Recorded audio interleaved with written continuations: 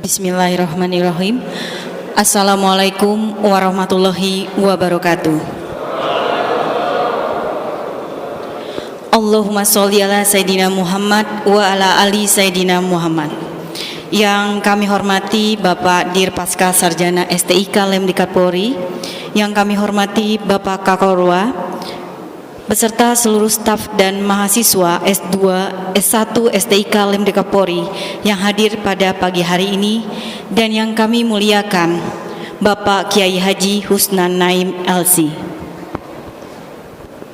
Puji syukur kita panjatkan atas kehadirat Allah Subhanahu wa Ta'ala, karena berkat rahmat dan hidayahnya lah kita masih diberikan kesehatan, umur panjang untuk bisa berkumpul di Masjid Darul Ilmi STIK Lemdikat Polri ini dalam rangka memperingati Maulid Nabi Muhammad Sallallahu Alaihi Wasallam 1444 Hijriah. Tak lupa salawat beserta salam kita haturkan kepada junjungan Nabi kita, Nabi Agung Nabi Muhammad Sallallahu Alaihi Wasallam. Semoga kita semua nantinya mendapatkan syafaat di akhirat kelak. Amin ya rabbal alamin. Bapak dan Ibu hadirin yang dirahmati Allah Subhanahu wa Ta'ala, pada kesempatan ini izinkan saya sebagai MC membacakan susunan acara pada pagi hari ini. Acara pertama yaitu pembukaan, dilanjutkan acara kedua zikir bersama, acara ketiga ceramah, dan terakhir penutup. Kita buka saja acara ini dengan sama-sama mengucap basmalah. Bismillahirrahmanirrahim. Acara selanjutnya yaitu zikir bersama dengan pembacaan Asmaul Husna dan pembacaan surat Yasin yang akan dipimpin oleh mahasiswa Fatur Rohman. Waktu dan tempat kami persilahkan.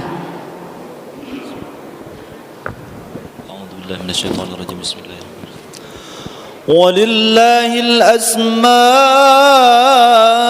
husna fad'uhu biha وَذَرُوا الَّذِينَ يُلْحِدُونَ فِي أَسْمَائِهِ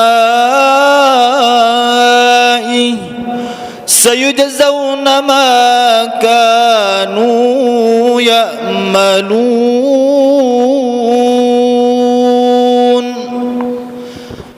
يَا اللَّهُ يَا رَحْمَنُ يَا رَحِيمُ يَا مَلِكُ يا قدوس يا سلام يا مؤمن يا مهيمن يا وريث يا رشيد يا صبور يا الله يا الله يا الله يا الله.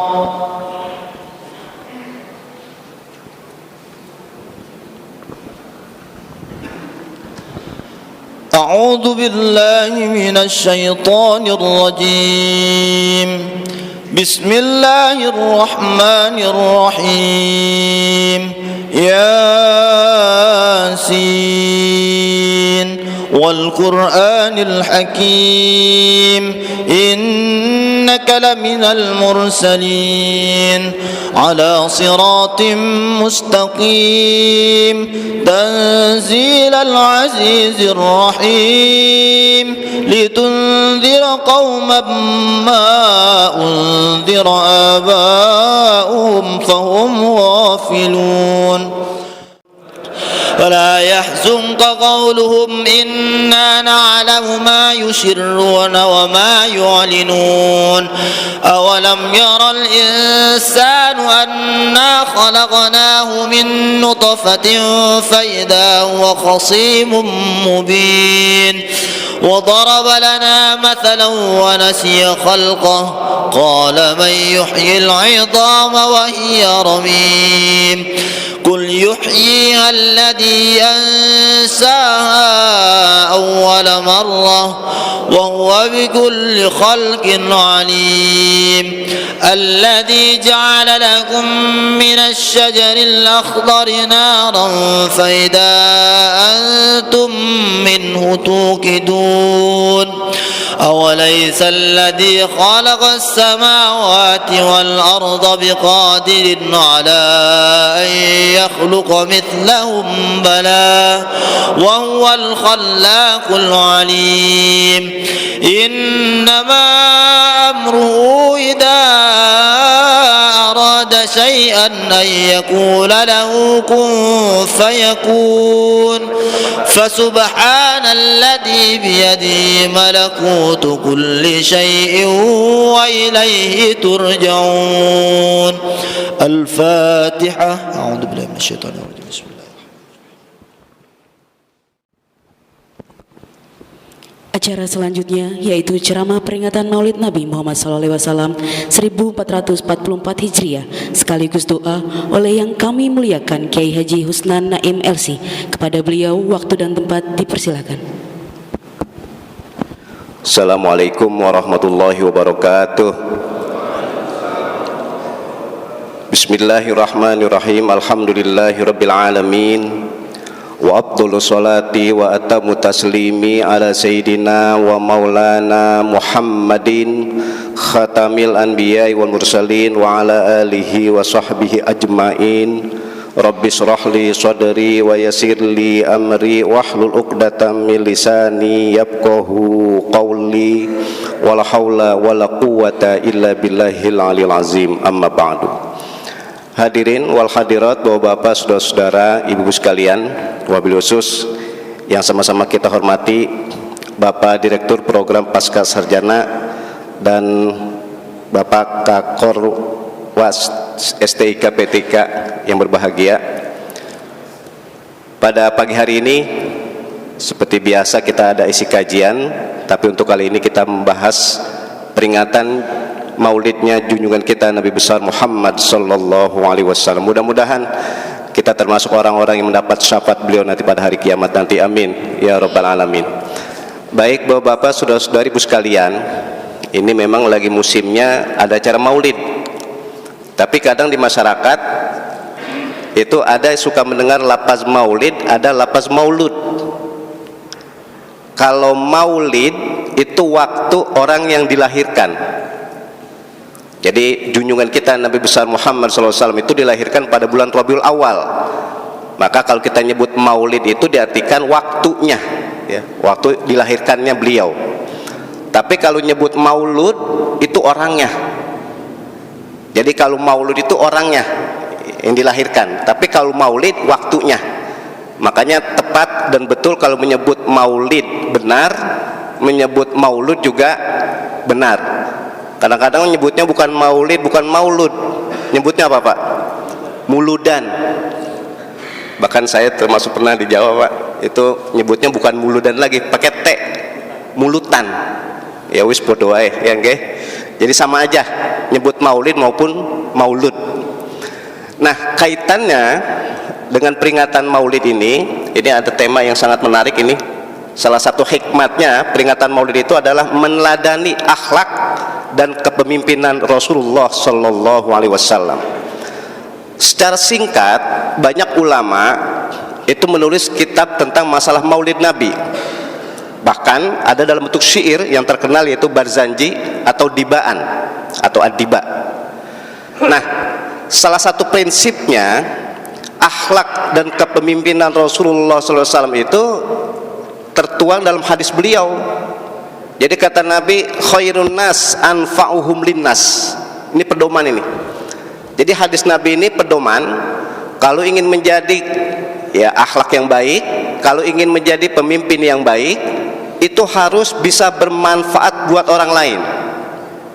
Jadi teorinya cuma satu itu. Kita ini bisa bermanfaat buat orang lain, baik melalui fisik kita, baik melalui ilmu kita, baik melalui pemikiran kita, bahkan kita bisa memberi manfaat buat orang lain melalui harta kita. Itu yang dimaksud khairun nas anfa'uhum linnas. Jadi enggak cukup kita berbuat baik untuk pribadi kita aja, tidak. Akan tapi dimotivasiin, diberikan semangat oleh Rasulullah SAW. Kita bukan bermanfaat buat pribadi aja, tapi bisa bermanfaat buat orang lain. Itulah teori akhlak Nabi dan teori kepemimpinan Nabi kita Muhammad SAW. Salah satu contoh ini dalam bentuk cerita ini, beliau itu sangat-sangat peduli kepada keluarganya. Ini Rasulullah nih, sangat-sangat peduli kepada keluarganya. Salah satu contoh begini, suatu saat ini buat ibu-ibu nih, istri Rasulullah SAW yang bernama Siti Aisyah ketika itu suatu saat lagi menjahit baju. Ya pokoknya ceritanya Siti Aisyah menjahit baju. Ketika menjahit baju, enggak lama itu jarumnya jatuh. Ibu-ibu, kalau zaman sekarang sama zaman dulu beda kali. Kalau zaman sekarang udah terang, menjahit malam juga aman. Tapi zaman dulu kan lain lagi. Makanya ini ceritanya Siti Aisyah ketika menjahit baju jarumnya jatuh. Ketika jarumnya jatuh, Siti Aisyah mencari-cari, belum juga ketemu. Enggak lama Rasulullah SAW masuk. Akhirnya Rasulullah bertanya, "Ya Aisyah." Dan menariknya ini, Bapak-bapak, ibu-ibu sekalian, Rasulullah itu sangat menghargai seorang istri. Makanya tadi saya bilang Rasulullah itu perhatian banget kepada keluarganya. Itu yang namanya Siti Aisyah, istri Rasulullah. Beliau manggilnya adalah Humaira, orang yang pipinya kemerah-merahan, karena ciri khas orang cantik atau orang Arab itu adalah pipinya kemerah-merahan. Iya, kalau dia putih, kalau hitam bagaimana? Panggil aja ya Hajar Aswad. Karena Hajar Aswad itu mulia gitu. Jadi jangan lihat dari warna kulit dan sebagainya. Yang penting Rasulullah perhatian banget, peduli banget kepada keluarganya. Diantaranya memanggil istrinya yang nama Aisyah itu dengan panggilan Humaira. Ya Humaira, kalau bahasa kita nih, sedang apa? Ngapain gitu. Kata Siti Aisyah, "Ya Rasulullah, aku lagi jahit baju, enggak lama ini jarumnya jatuh, sampai sekarang belum ketemu." Apa kepedulian Rasulullah SAW kepada Siti Aisyah? "Wahai Siti Aisyah, bacalah sholawat kepadaku."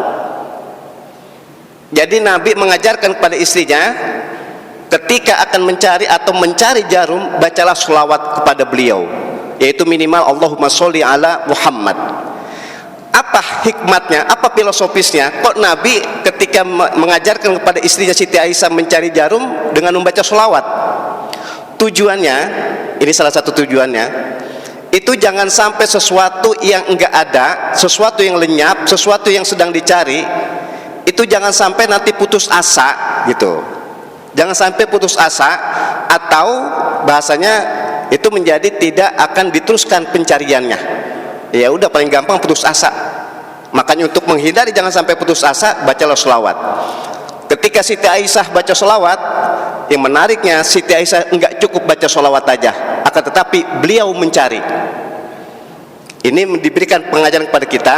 Berarti kita dalam ingin mencapai segala sesuatu harus ikhtiar, harus usaha. Enggak cukup dengan doa.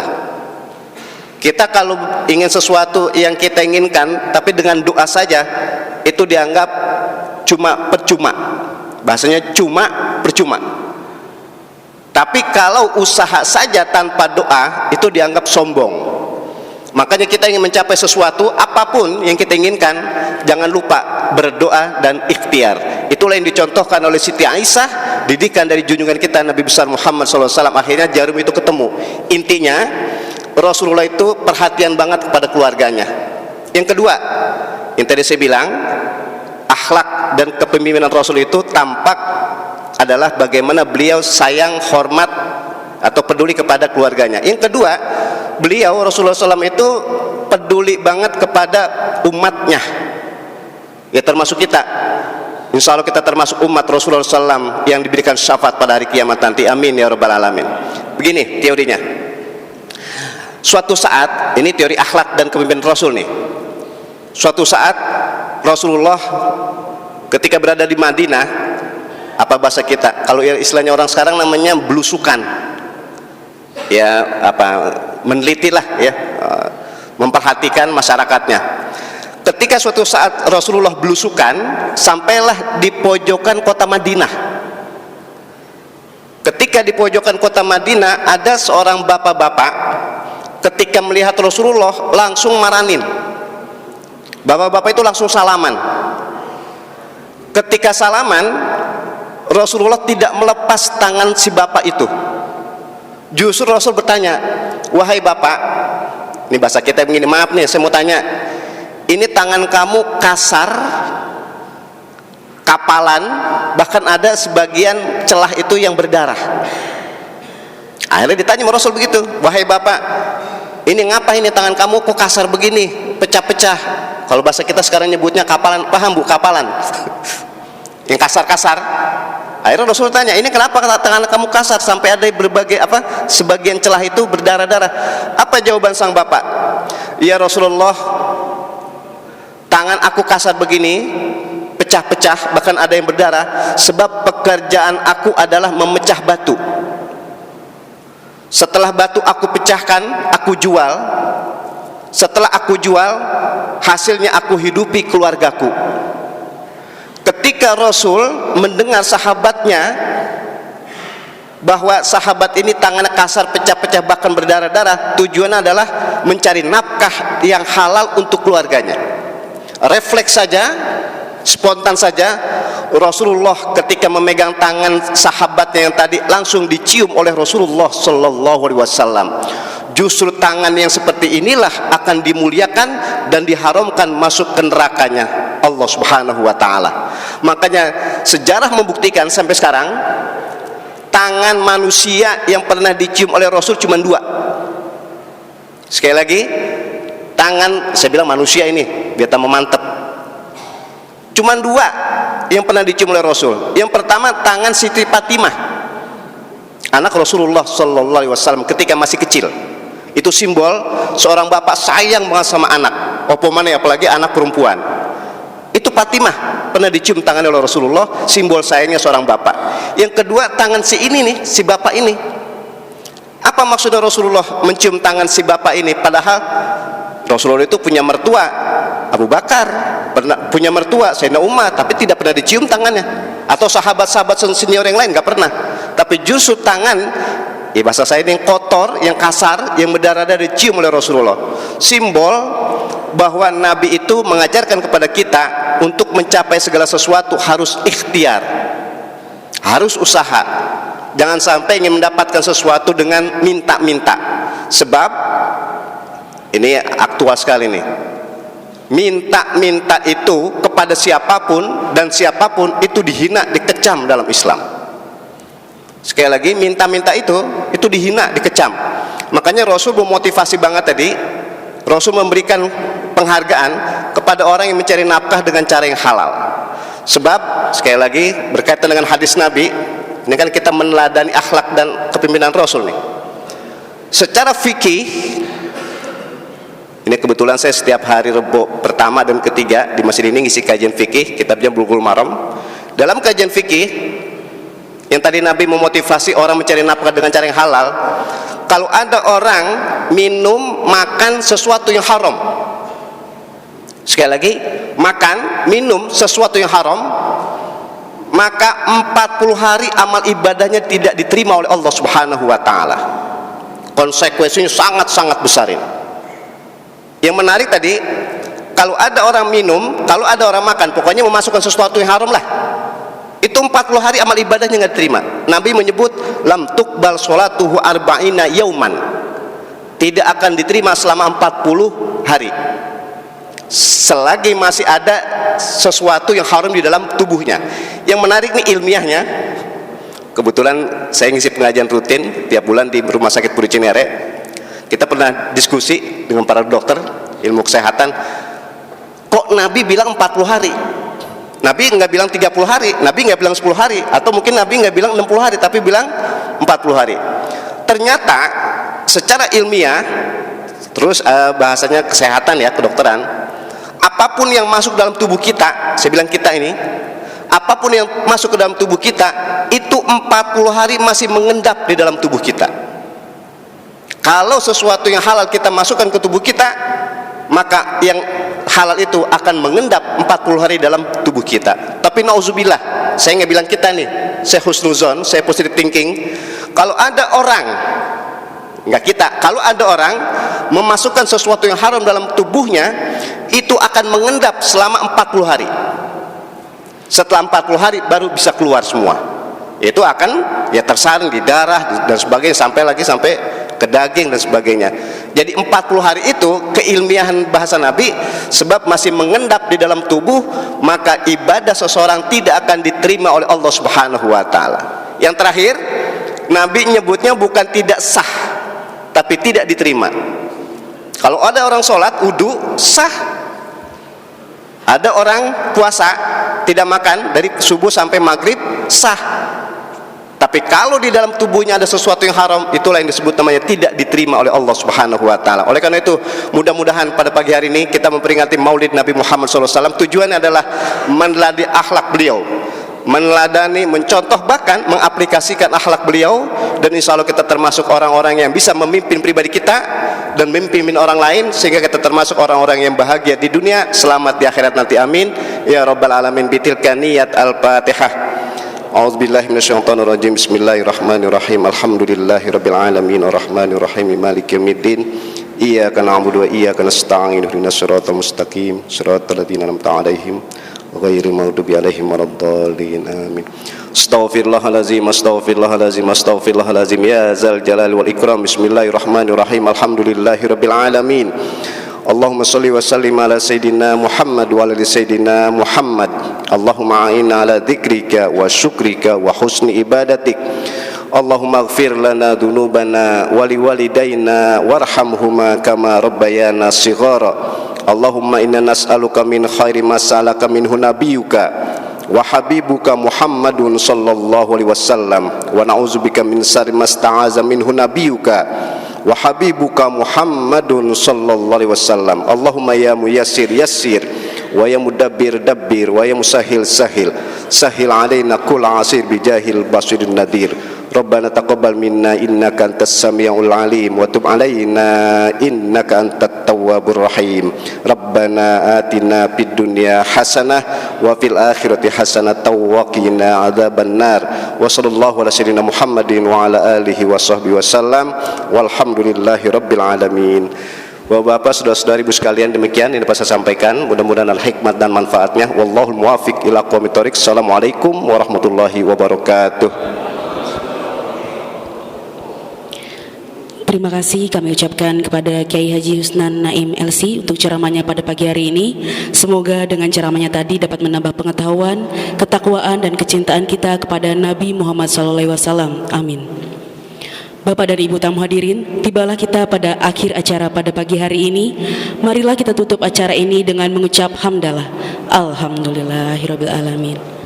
Kami seluruh panitia yang bertugas pada pagi hari ini mengucapkan terima kasih atas kehadiran Bapak dan Ibu sehingga acara ini dapat berjalan dengan lancar. Dan kami mohon maaf apabila selama kami membawakan acara terdapat kesalahan, dan kepada Allah kami mohon ampun. Akhir kata, wabillahi taufiq wal hidayah. Wassalamualaikum warahmatullahi wabarakatuh. Setelah ini dilanjutkan dengan foto bersama.